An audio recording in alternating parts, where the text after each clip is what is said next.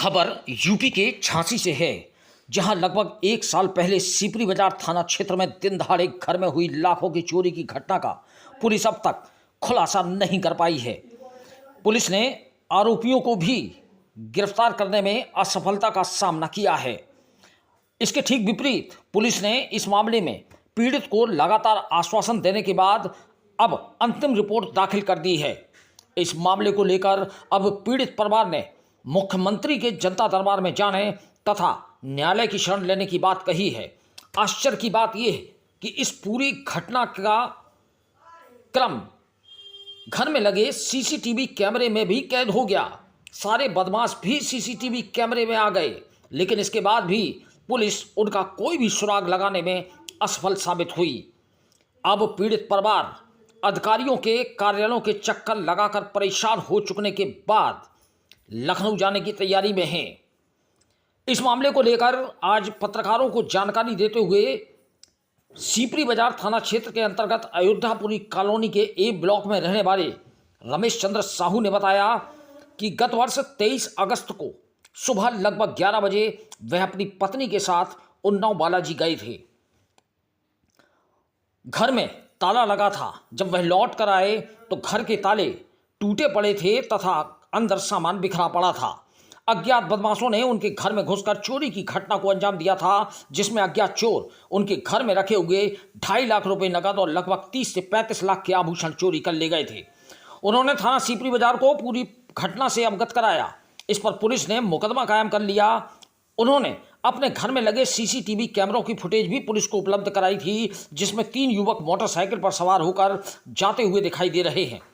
घटना के ठीक दूसरे दिन उसने जब पुलिस के आला अधिकारियों से अपने घर में हुई घटना के संबंध में जानकारी मांगी तो पुलिस ने घटना में प्रयुक्त मोटरसाइकिल को डबरा से बरामद होने की बात कही और चोरों को भी 24 घंटे में गिरफ्तार किए जाने का आश्वासन दिया। घटना को महीना भर बीत जाने के बाद भी पुलिस द्वारा किसी भी प्रकार की कार्रवाई नहीं होने पर उन्होंने एसएसपी डीआईजी को प्रार्थना पत्र देकर उसके यहाँ हुई चोरी की घटना में गया सामान बरामद करने की गुहार लगाई। पुलिस लगातार टाल मटोल जवाब देती रही। उसने बताया कि उसने मुख्यमंत्री के जन सुनवाई पोर्टल पर भी ऑनलाइन शिकायत दर्ज कराई, जिस पर सीपरी बाजार थाना पुलिस ने अपनी मनमर्जी से रिपोर्ट लगा दी।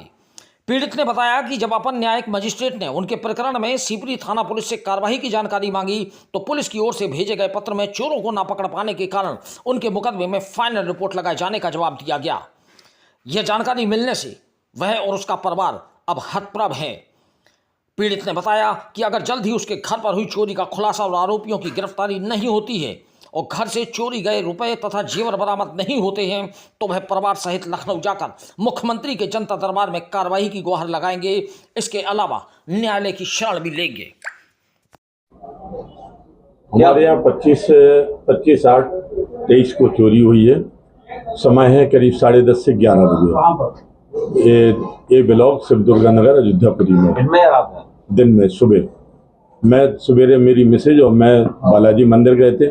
मेरा बेटा ऑफिस से आया था और छोटा बेटा जो है ऊपर तिमंजिला पे 10 बजे रोज ऊपर चढ़ जाता है, 9:30-10 के बीच में।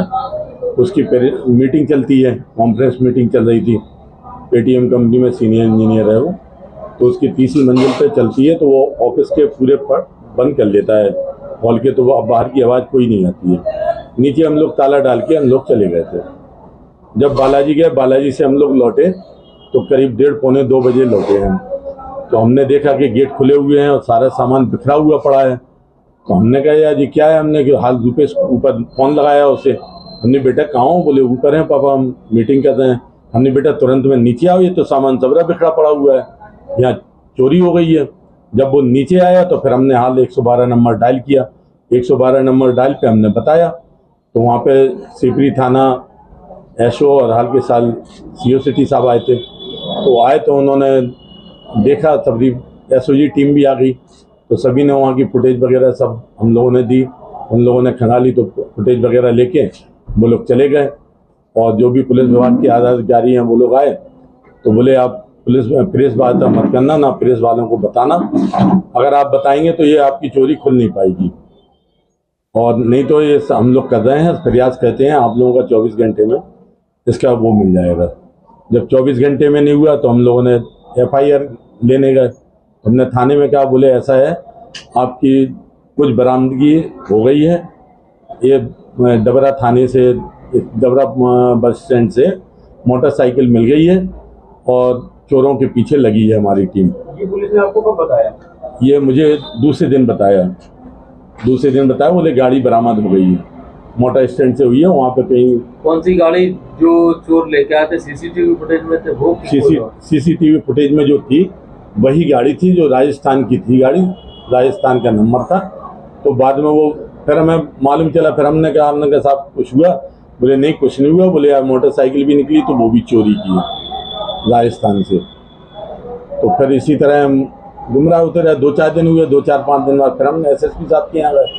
तो एसएसपी साहब बोले कि आप सीओ इंस्पेक्टर साहब से मिलो। तो हमने कि साहब उनके पास भी मिले आए हैं, कुछ हो ही नहीं रहा है। फिर सीपरी थाना गए, उस समय वो संजय शुक्ला थे इंस्पेक्टर साहब।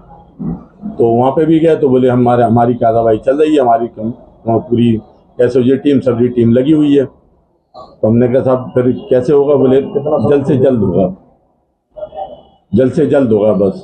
इसके बाद हम डीआईजी साहब के यहाँ भी गए।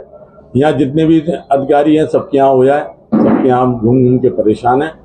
अब मैं आप लोगों से भी बात चल रही है। आज घटना के कितना समय हो चुका है? घटना को 1 साल हो चुका। फाइनल रिपोर्ट का क्या मैटर है? फाइनल रिपोर्ट भी उन लोगों ने दे दी है कि कोर्ट में हमने लगा दी है और हम लोग बहुत परेशान हैं। अब मैं मुख्यमंत्री दरबार में जाएंगे। चोरी लगभग क्या है? लगभग कितनी? मैं ड्राइवर हूँ। लगभग कितने की चोरी हुई थी आपके यहाँ? लगभग करीब 30-32 लाख की चोरी है। क्या लगता है इस समय जैसे पुलिस का लंगड़ा ऑपरेशन चल रहा, दूर दूर से सूचनाएं मिल रही है, पुलिस बराबर अपराधियों के पीछे है और आपकी चोरी नहीं मिल पा रही, क्या कहना चाहिए? मुझे ऐसा लग रहा है पुलिस की कोई चोरी नहीं कर रही है, ना पुलिस की उसमें कुछ वो कर रही है। अब आप क्या चाह रहे हैं? मैं ये चाह रहा हूँ कि मेरी बरामदगी हो, मेरा माल बरामद हो और मुझे इंसाफ मिले। इसलिए मैं मुख्यमंत्री दरबार में भी जाऊंगा और न्यायालय भी की शरण लूंगा।